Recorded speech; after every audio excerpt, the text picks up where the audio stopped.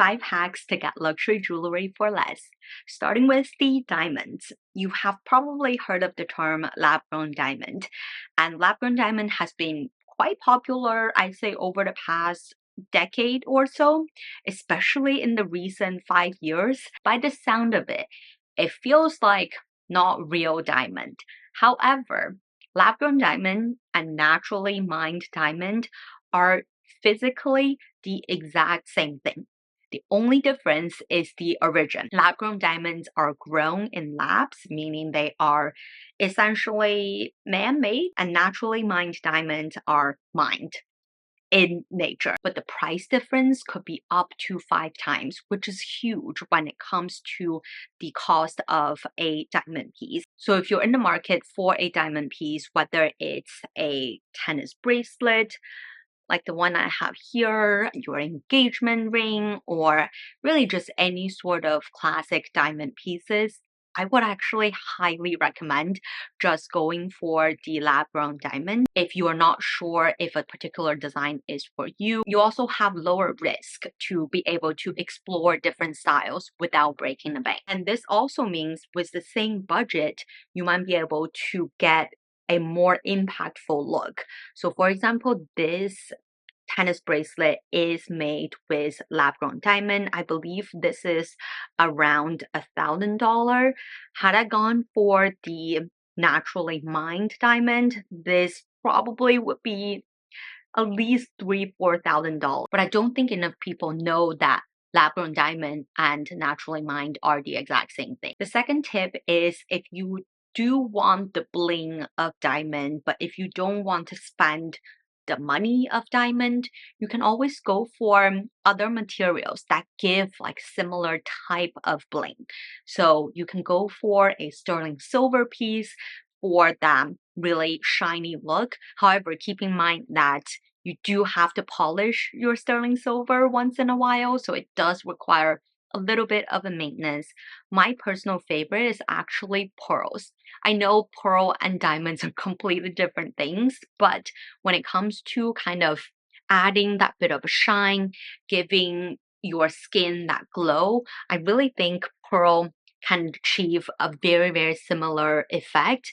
And I just like the pearlescent sheen of the pearls. It is not kind of in your face bling, but it still catches the light quite well, and it does serve as kind of a pop of something. So if you see the side-by-side comparison of a diamond bracelet and a pearl bracelet, yeah, I mean the finishes are different, but they both give that very statementy standout effect. When it comes to buying gold, because a lot of us will probably think of a solid gold piece as a luxury piece of jewelry, you don't necessarily always have to go for the solid gold. I personally think gold filled is actually the way to go. The amount of gold increases as you go from gold plated to gold vermeil to gold filled, then to solid gold.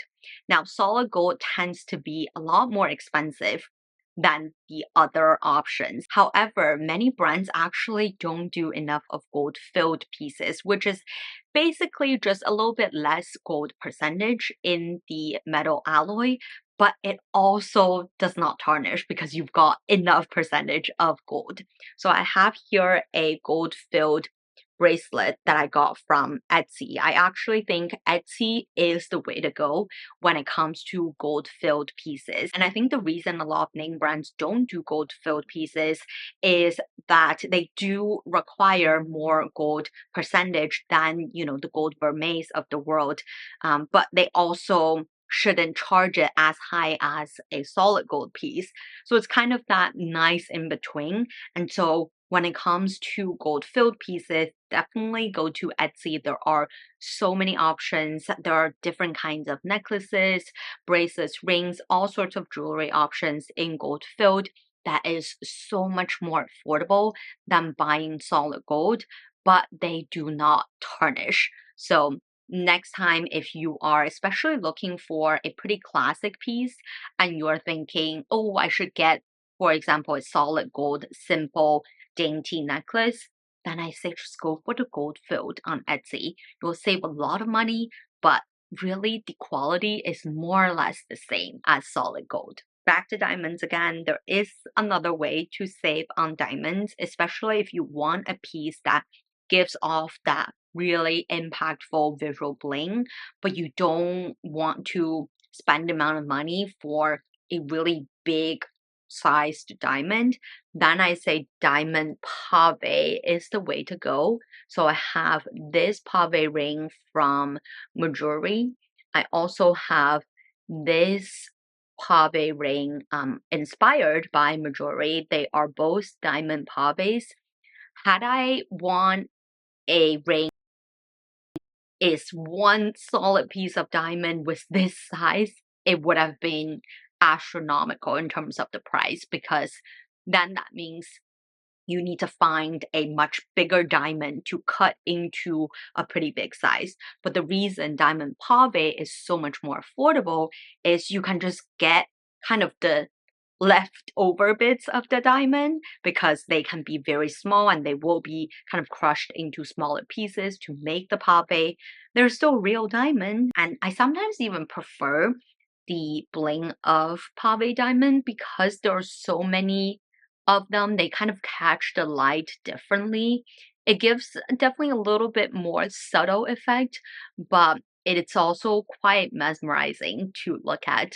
So I'm a big fan of diamond pave. This is where you can definitely save, and there are so many options out there when it comes to diamond pave. You do not have to buy the designer brand. In fact, I feel like buying diamond pave pieces from designer brand kind of feels a little bit like a ripoff, because diamond pave should be a lot more affordable than bigger sized diamonds. This last hack I've mentioned a couple of times in some of my jewelry videos, but definitely do not forget the secondhand market, and specifically secondhand Japanese jewelry resellers, because in Japan the rules are extremely strict when it comes to selling counterfeits, as in you are absolutely not allowed to sell counterfeits. So I would say 99.9% of the time, if you buy a piece from a Japanese reseller, especially on eBay, with authorized resellers with really high ratings, you most likely will never encounter a counterfeit piece, which then means you are going to spend only a fraction of the price. My Cartier Love wedding band is the perfect example. I've paid pretty much less than half of the retail price for this ring that comes with all of the original packaging, looks practically brand new. And rings are another category that I think you're just better off buying secondhand, because rings have so many different sizes. They basically instantly lose their value as soon as they are bought, kind of like cars. So when you come across a designer or fine jewelry ring that happens to be in your size, more likely than not, they're going to be way cheaper than if you were to buy it brand new. Let me know in the comments below what other types of jewelry videos you would like to see from me.